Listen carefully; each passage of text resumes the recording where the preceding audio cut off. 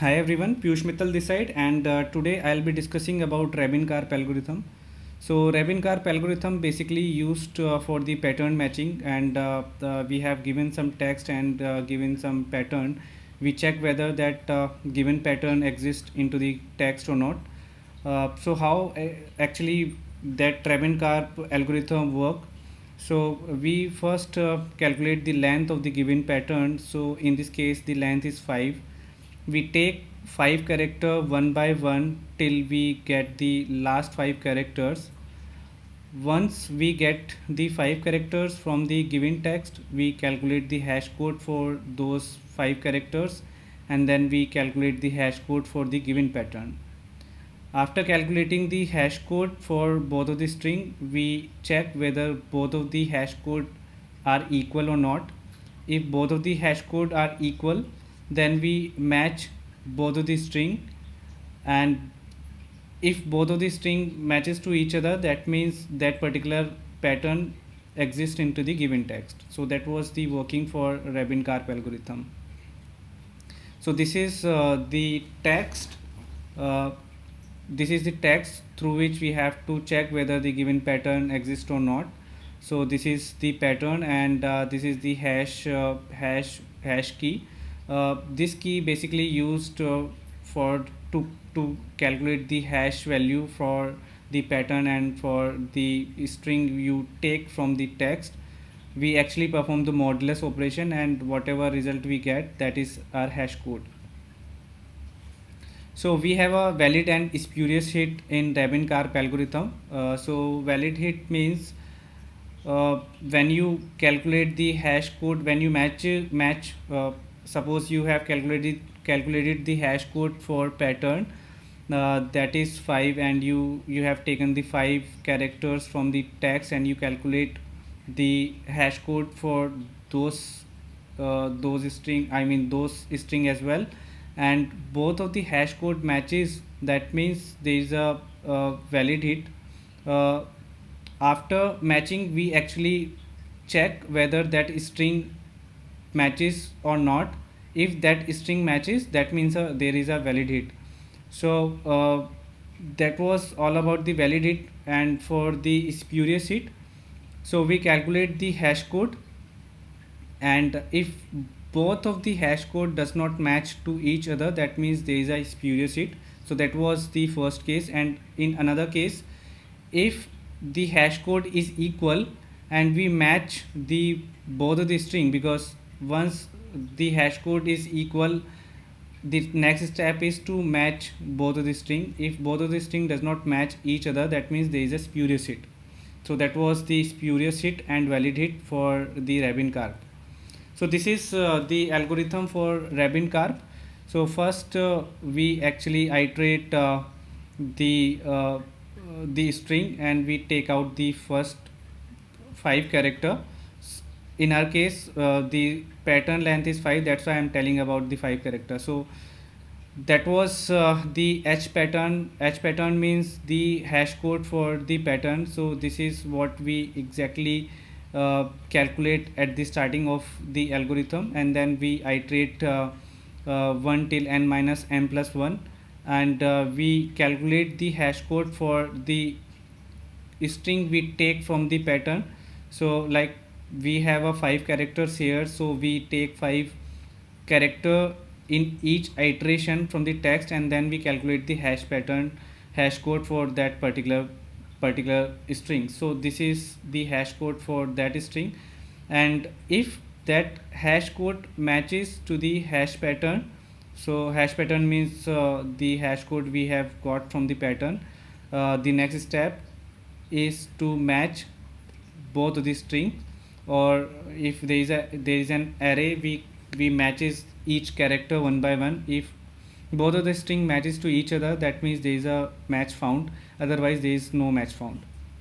So that was the algorithm for Rabin-Karp, and this is the example. So I'll discuss about how exactly the Rabin-Karp algorithm work. So this is the text, and this is my pattern, and I have to find out whether that particular pattern exists into the given text or not. So the length for this pattern is 5, and the hash code is 5 for that particular pattern. So in first iteration I'll be taking first 5 characters from the text, so that would be from 0 till 4, and the first step is to calculate the hash code for those that string. So the hash code for that string is 4, 0 till 4, the hash code is 4, and 4 equals to 5, condition is false. So in next iteration I'll will be taking next 5 characters starting from 1 till 5, and next after taking the 5 characters we'll calculate or we'll get the hash value for those 5 characters. So hash code for those 5 characters is 5. Is 5 equals to 5? Yes, 5 equals to 5. So this 5 is for the hash code we got from the given pattern. Now next thing is we'll check whether both of the string matches to each other or not. So 5 equals to 1, condition is false. So we'll move to the next iteration, and in next iteration we'll be taking character from 2 till 6. So after taking the character from 2 till 6 we'll calculate the hash code again. So this is that string, and the hash code is 9 for that. Sorry, this is the pattern, and the string is 51441459, and the hash code is 9 for that. Is 9 equals to 5? No, condition is false. Then we'll move to the next iteration. We'll take the character from 3 till 7, and next we'll calculate the hash code for those character. So hash code is 2. Is 2 equals to 5? Condition is false. Now we'll iterate to the next condition. So we'll be taking character from 4 till 8, and we'll calculate the hash code for those characters. So hash code is 6 for that. Is 6 equals to 5? Condition is false. And now we'll move to the next iteration. Now we'll be taking characters from 5 till 9, and we'll calculate the hash code. So hash code is 5. Is 5 equals to the 5? Yes, condition is true. Now next step is to check whether both of the string matches to each other or not. So check 5 equals to 5, condition is true. Now move to the next character. 9 equals to 9, condition is true. Now move to the next character. Is 2 equals to 2? Yes, condition is true. 6 equals to 6, likewise 5 equals to 5. So in this iteration we have found the same pattern into the given string. That means we found the pattern. So that was the working.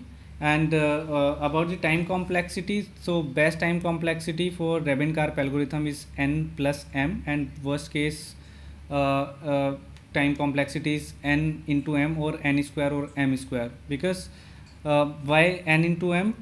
Because in the worst case time complexity you'll be getting the hash code for the text you are taking iteratively, same as it hash code you are getting from the pattern. So here in HT each time you will be getting hash code as 5. So in each iteration you will be matching or checking the each character. That's why it is n into m. So next thing I'll be discussing about the program. So this is the program for Rabin-Karp algorithm. So we have hash code, the hash key as 10, and T is the pattern, T is the text through which we'll be checking whether the given pattern exists or not. P is the pattern, and then string to be matched. So this is the string we'll be taking from the text each time in our iteration. So P to char array means we are converting P to the character array to match character each one by one, and then match false. This is the flag we are taking. Then length of P and length of T. So we are calculating the length of P so that we can take the characters equals to the characters we are having in pattern each time in each iteration. So that's why we are calculating the length of p. Likewise, we are calculating the length of t till, so that we can find out, or we we iterate the text till we get the last pattern, or till we get the last 5 characters. So this is the hash code. We are calculating the hash code for the given pattern, and this is the for loop. In this loop, we are taking 5 characters each time, and this is the string to be matched. I mean, we are taking the string. We are taking the 5 character string from this text, and after taking that string, we are calculating the hash code, and we are checking whether the hash code for that particular string matches to the hash code we have already calculated from the pattern. And if that both of the hash code matches to each other, that in the next thing we actually matches or check whether both of the string equals or not, by this for loop. And we have a flag to check whether both of the string equals or not. If both of the strings are equals, that means we have found the pattern. So that was the Rabin Karp algorithm, and this is the program. So I'll give the link for this program in description below. So if you want to check this out, you can check this out, right? Thanks for watching the video. Thank you so much.